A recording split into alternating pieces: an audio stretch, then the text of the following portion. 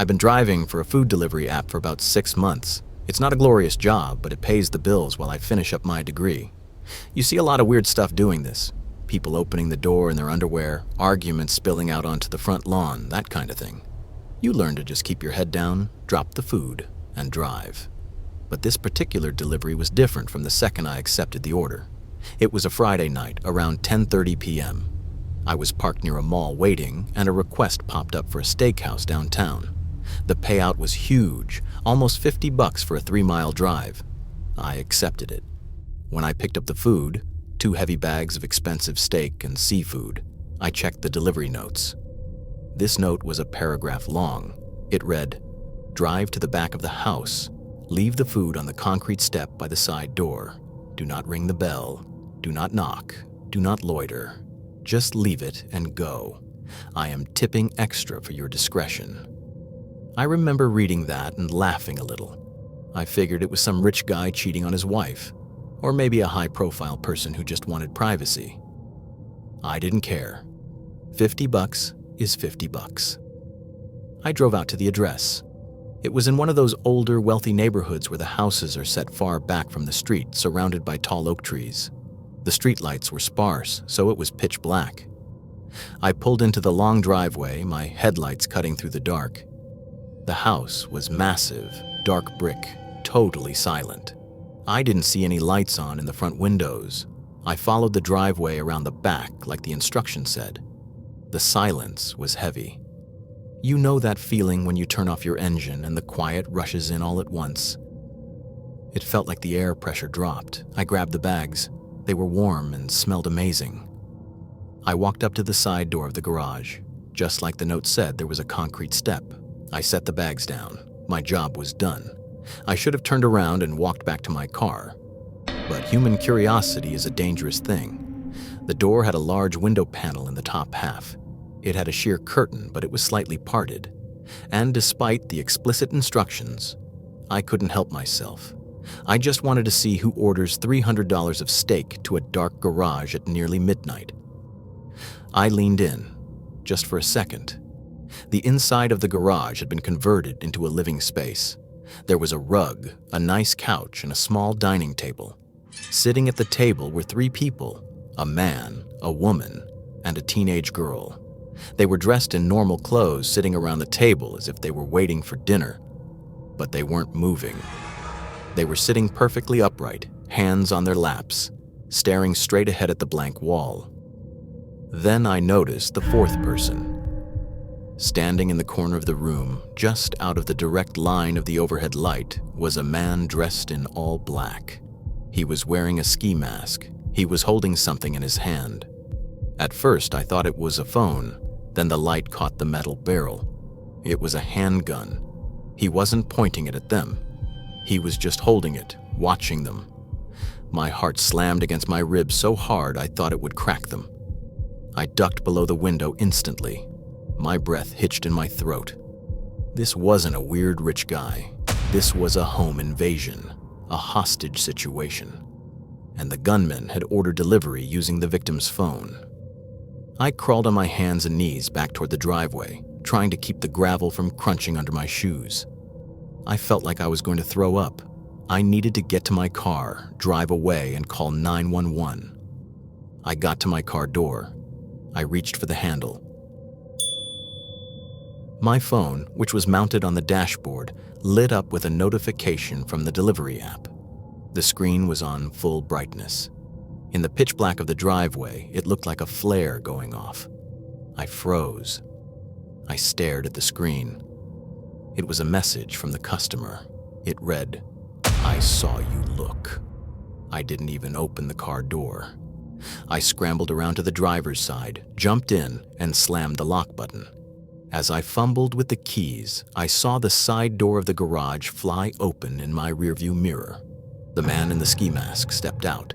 He raised the gun. I slammed on the gas. My tires spun in the gravel, kicking up dust, and the car fishtailed violently before gripping the pavement. I sped down the driveway, not even checking for traffic as I burst onto the main road. I drove 3 miles before I finally pulled over in a gas station parking lot and called the police. I was shaking so bad I dropped the phone twice. The police swarmed the house within 10 minutes. They found the family tied up in the garage. They were alive, physically unharmed, but traumatized. The gunman was gone.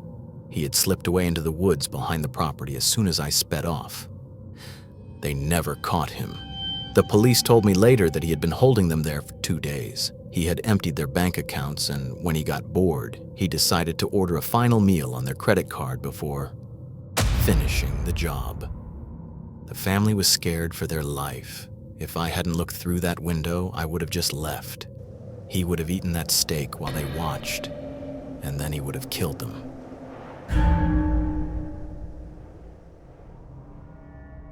I've been trying to buy a house for about 6 months, which, if you've tried recently, you know is a nightmare.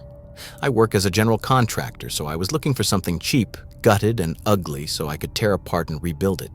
I found a listing online for a farmhouse about 30 minutes outside of town. The price was suspiciously low. The pictures were terrible. Grainy, low-light shots showing wood paneling, stained shag carpet, and water damage. But the structure looked solid. I called the realtor, a woman named Sharon, and she agreed to meet me there at 5 p.m. on a Friday. I got stuck at a job site dealing with a burst pipe, so I was running late. I texted Sharon to tell her I'd be there by 5:20. She didn't reply. I didn't think much of it. I figured she was driving. When I pulled up to the house, the sun was already dipping below the tree line. The property was dead silent. It was isolated, surrounded by acres of overgrown, yellowing fields. The house itself looked like it was rotting from the inside out, peeling white paint that looked like dead skin, and windows that stared back like empty eye sockets. There was a silver Lexus parked in the gravel driveway. Sharon's car. I parked my truck behind it and walked up to the front porch. The wooden steps groaned under my boots. The front door was wide open, gaping into the dark interior. Just the flimsy screen door was shut. "Hello," I called out. "Sharon?" No response. I pulled the screen door open and walked in. The smell hit me instantly. I expected old dust and mildew, but underneath that, there was a heavy chemical sting. I called out again slowly. "Sharon, it's Mike. Sorry I'm late." Still nothing. My voice just died in the hallway. I walked into the kitchen. On the island counter, Sharon's purse was sitting there. Her keys were next to it, along with a stack of glossy flyers for the house. I walked over to the counter. That's when I saw the first red flag. Literally. On the white laminate countertop, right next to the keys, was a single drop of red liquid. I touched it with my finger. It was thick, sticky. Blood. I wiped it on my jeans, my heart starting to hammer against my ribs, but panic hadn't fully set in yet. Just a deep, primal unease. I went to the basement door in the hallway. It was closed. I put my hand on the knob. It was cold. "Sharon?" I shouted this time. No answer, just the smell of damp earth seeping through the cracks. I left the basement door shut. I looked toward the stairs leading to the second floor. As I reached the landing, the silence was broken. I heard a sound coming from the master bedroom at the end of the hall. It was a wet, heavy sound, like a wet mop being pushed across the floor, but heavier, meatier. I froze on the top step, my hand gripping the banister so hard my knuckles turned white. My brain tried to rationalize it. Maybe she was moving a piece of furniture. Maybe she brought a partner to help stage the room. I called out. My voice cracked.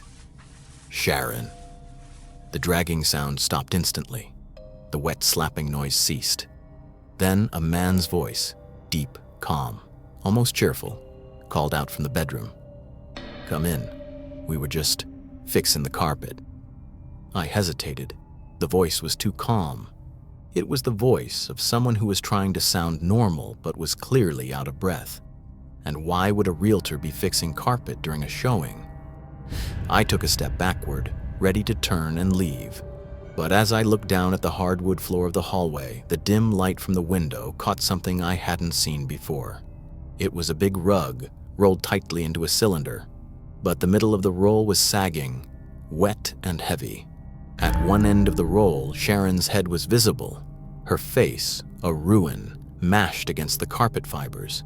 Her eyes were open, staring blindly at the ceiling.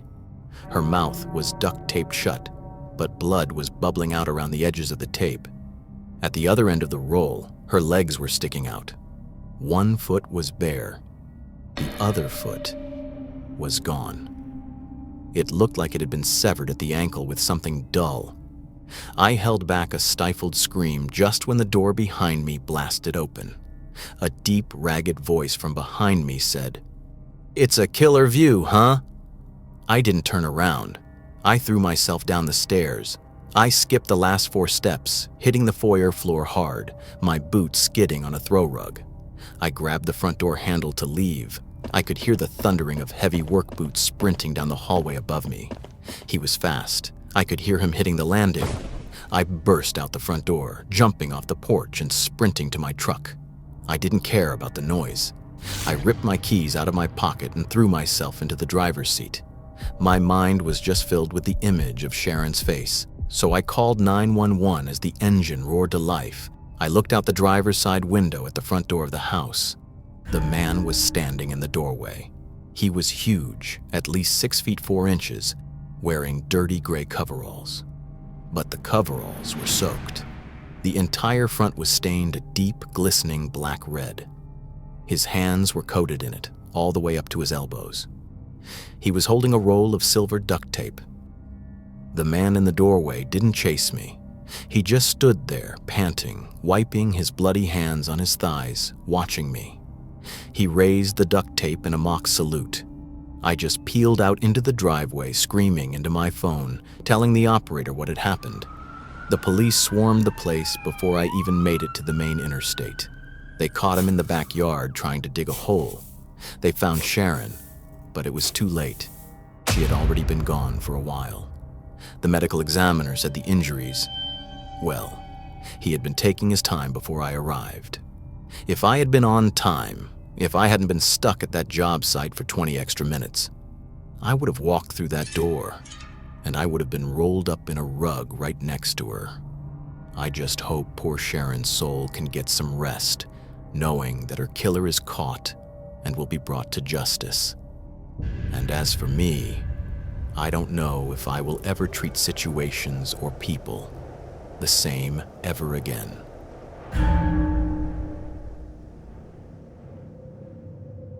I've always been the type of person who prepares for everything. I'm that friend who carries a first aid kit in my purse, keeps a gallon of water in the trunk, and never lets the gas tank drop below a quarter full. I like to think I'm smart. I like to think I'm safe. But what happened to me last November made me realize that all the preparation in the world doesn't matter when you walk right into a trap that was set specifically for you. It was a Thursday, and I was heading home for Thanksgiving break. My parents live in a rural part of northern Pennsylvania, the kind of area where the roads are lined with endless stretches of dense, suffocating pine forests. I had left campus later than I planned. It was one of those days where everything went wrong. My last class ran late. I couldn't find my keys, and I got stuck in traffic getting out of the city. By the time I hit the back roads, it was already past 11 p.m. It was pitch black, no streetlights, no moon, just my headlights cutting through the darkness. I was exhausted, fueled only by a lukewarm gas station coffee and the desire to sleep in my own bed. I was listening to a podcast to stay awake, zoning out on the winding 2-lane road. I hadn't seen another car in probably 20 minutes. That's when it happened. Bam! The sound was like a gunshot going off inside the cabin. The steering wheel jerked violently to the right. I slammed on the brakes, fighting to keep the car from spinning. The tires screeched against the asphalt, and my car shuddered to a halt on the narrow gravel shoulder. My heart was hammering against my ribs. I sat there for a second, gripping the wheel, just breathing. The podcast was still playing, some guy talking about unsolved mysteries, which suddenly felt way too relevant. I turned it off. I grabbed my flashlight from the glove box and stepped out. It was freezing cold. The wind was whipping through the trees, making that hollow whistling sound. I walked around to the passenger side rear tire. It wasn't just flat, it was shredded. I shined the light on the road behind me to see what I hit. I saw the light reflect off the tip of a couple of shards of sharp metal debris. I sighed and popped the trunk to get the spare. Lucky for me, my dad had taught me how to change a tire. I dragged the jack and the tire iron out, shivering in the biting wind. I was kneeling in the gravel, getting ready to line up the jack, when I saw headlights cresting the hill behind me. Relief washed over me. Finally, someone. Maybe they had a cell booster, or at least they could light up the road so I wasn't working in the dark. The vehicle slowed down as it approached. It was a large, dark pickup truck, an older model, maybe a Ford F-150. It pulled up behind my car and idled for a second, threw on its hazard lights. The driver's door opened. A man stepped out. He looked like he was maybe in his 60s, wearing a jacket and a baseball cap. He had a white beard and looked like every grandfather I'd ever seen. He walked up to me and asked, "Trouble?" His voice was deep, gravelly. Yeah, I said, standing up and wiping my hands on my jeans. blowout. Just getting the spare on. He pointed back at the shredded tire. I saw you hit that piece of farm equipment back there. Most probably fell off a tractor earlier today, I bet. Nasty luck. He walked closer. He didn't smile, but he didn't look threatening either. Nasty spot for it as well. No cell service out here. Tell me about it. Here, let me give you a hand. I got a hydraulic jack in the truck. Make this go a lot faster. Oh, you don't have to. I'm almost set. Nonsense. He said, already walking back to his truck. He came back a moment later carrying a heavy-duty floor jack and a 4-way tire iron. He didn't ask where the jack point was, he just slid it under the car and started pumping. Then he turned to me and said, Why don't you go sit in my truck? The heater is running. You're shaking like a leaf. I hesitated. Getting into a stranger's car is rule number 1 of what not to do. But I was shivering uncontrollably, and he was already dragging a heavy-looking jack out of his truck bed. He seemed so focused on the work. I nodded hesitantly. Okay, thank you. Seriously. I walked back to his truck. It was a massive thing, rusted around the wheel wells. I climbed into the passenger seat and shut the door. The cab was warm. It smelled strongly of stale cigarettes and something sweet like vanilla air freshener. The dashboard was cluttered with papers and fast food wrappers. I watched him in the side mirror. He was kneeling by my tire, cranking the jack. He was working fast. I started to relax. I told myself I was just being paranoid. This was just a nice old man helping a girl out. I looked around the cab, just being nosy. There was a hunting knife in the center console cup holder. Not unusual around here. A pair of thick leather gloves on the dash. Then, I noticed the GPS unit mounted to the windshield. It looked like some kind of custom tablet setup. The screen was on, showing a map of the area. I leaned in closer to look. There was a blue line tracing the road we were on, but it wasn't a route. It was the history trail of his travels. I traced the line back with my eyes. It started at my college campus. My stomach dropped. I stared at the screen. The blue line followed the exact route I had taken. Every turn, every highway merge. It even showed a little loop where I had stopped at the gas station earlier for coffee. My blood turned to ice. I looked out the windshield. The man was taking my tire off, but he wasn't looking at the tire. He was looking at the truck. He was looking right at me. The realization settled in like a punch to the gut. He hadn't just stumbled upon me. He knew exactly where I was. He knew my car. The man was standing up now. He wasn't holding the tire iron anymore. He reached into his pocket and pulled out a roll of duct tape and a bundle of plastic zip ties. He turned toward the cab. He wasn't blank anymore. He was smiling. A tight, predatory smile. Panic, pure and animalistic, took over. I lunged for the door lock. I slammed the lock button down just as his hand grabbed the handle. He yanked on it. The door shuddered, but it held. He didn't scream. He didn't yell. He just leaned in close to the window and held up the zip ties. I scrambled over the center console into the driver's seat. I needed to get out of there. I reached for the ignition. His eyes went wide. He realized his mistake. He had left the keys in the truck. I slammed my foot onto the brake and shifted the gear into reverse. He lunged for the door handle, jamming another key into the lock. I floored it. The tires spun on the gravel, the truck fishtailing violently. I heard him scream as the side mirror hit him, knocking him into the ditch. I didn't stop. I didn't look back. I was doing 80 on a winding back road, crying, hyperventilating, gripping the steering wheel so hard my hands went numb.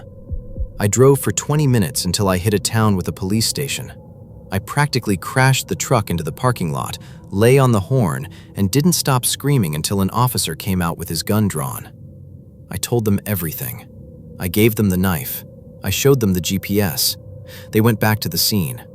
My car was there. The tire was off, but the man was gone. They analyzed my car later. The tire hadn't blown out naturally. There were sharp nails welded to the ground, the same that I had seen with my flashlight before. When the police searched his truck, they found the tablet. It was connected to a network of GPS trackers. They found 6 magnetic trackers hidden inside the wheel wells of random cars parked at rest stops and gas stations along the interstate.